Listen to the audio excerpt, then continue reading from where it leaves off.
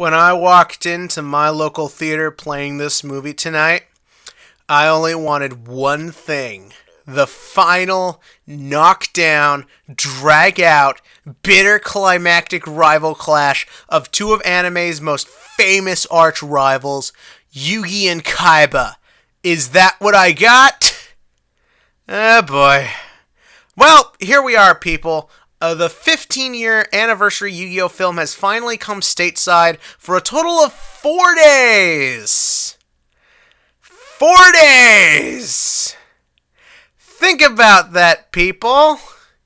They put Secret Life and the Pets in theaters for 6 months, and we barely get freaking Your Name and put the... You know what?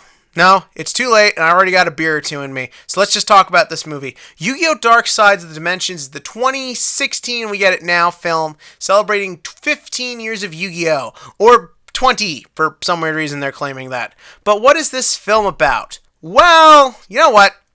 Let's talk about the positives first. Oh, God. First up, look. Visually, this is a beautiful film. It looks amazing. It's the best the franchise has ever put out, and one of the most beautiful anime films I've watched in a while.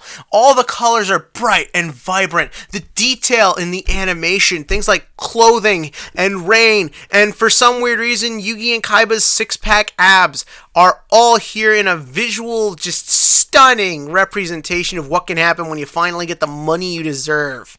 And while we're on top of that, I really like the character designs in this film too. Yugi genuinely has this much more mature feel to him than before. A showing of the time that's passed, like a year, I think, which I thought was really well done. Teia's gotten hotter. Yeah.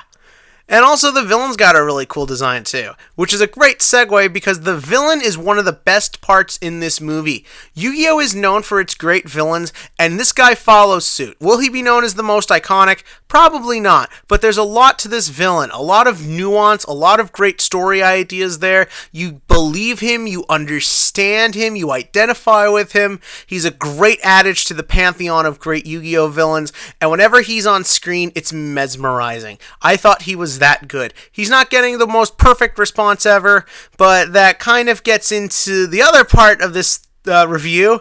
The negative, I don't want to talk about all the negatives with this movie, but we got to, because, oh boy, did they screw the pooch on this one. First up, the big negative, the plot, or in this case, plots. So, the first plot we got going on, Yugi and crew are graduating high school.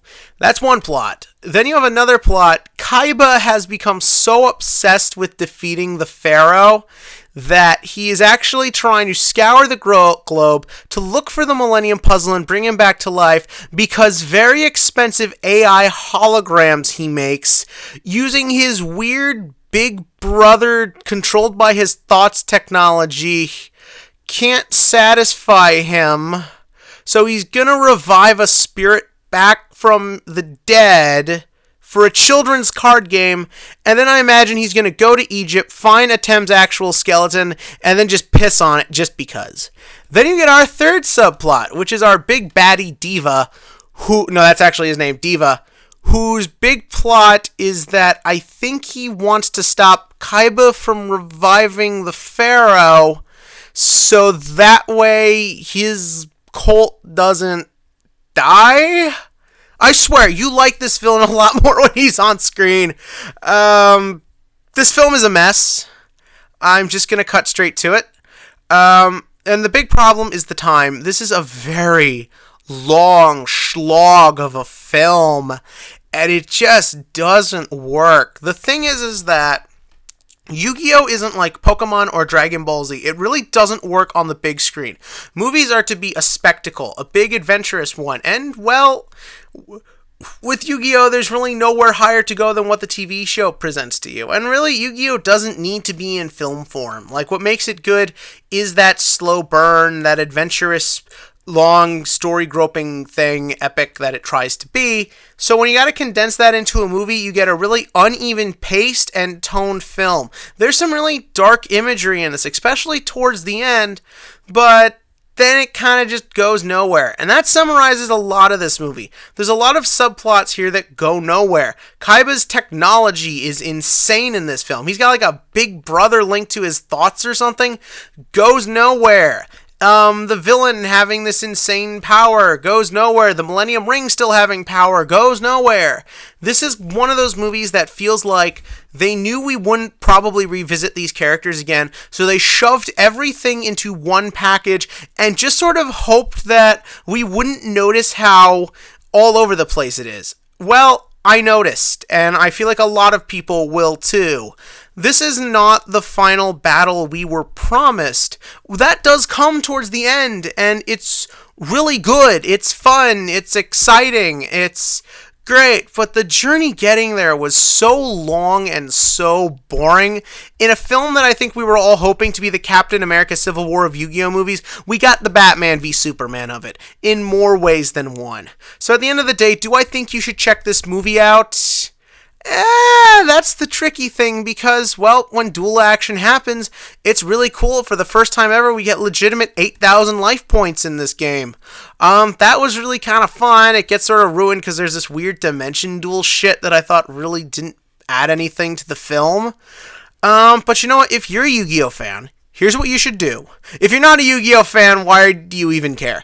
If you are a Yu-Gi-Oh fan, what you do is, when this movie comes out, rather it be on Netflix, or if they give it a Blu-ray release, or digital download, if you go to Pirate Bay right now, what you do is you get the movie, you sit down with your popcorn and your soda and your best buddies, and you skip everything that isn't either the villain or a duel, and you will probably get a pretty exciting 90-minute movie, because this is an overly long mess, and I can't recommend it in its entirety. But if you're a big Yu-Gi-Oh fan like me, and you really just enjoy being in the Yu-Gi-Oh world, I think there's something there, just surrounded by a whole lot of who cares. But what did you think? In the comment section below, give me your thoughts on Yu-Gi-Oh! Dark Side of the Dimensions, if you would like to see more Yu-Gi-Oh! Movies, or maybe just tell me like some fun Yu-Gi-Oh! Memories you have. It's celebrating the 15-year anniversary, and this movie felt like it took 15 years to get through. Bye.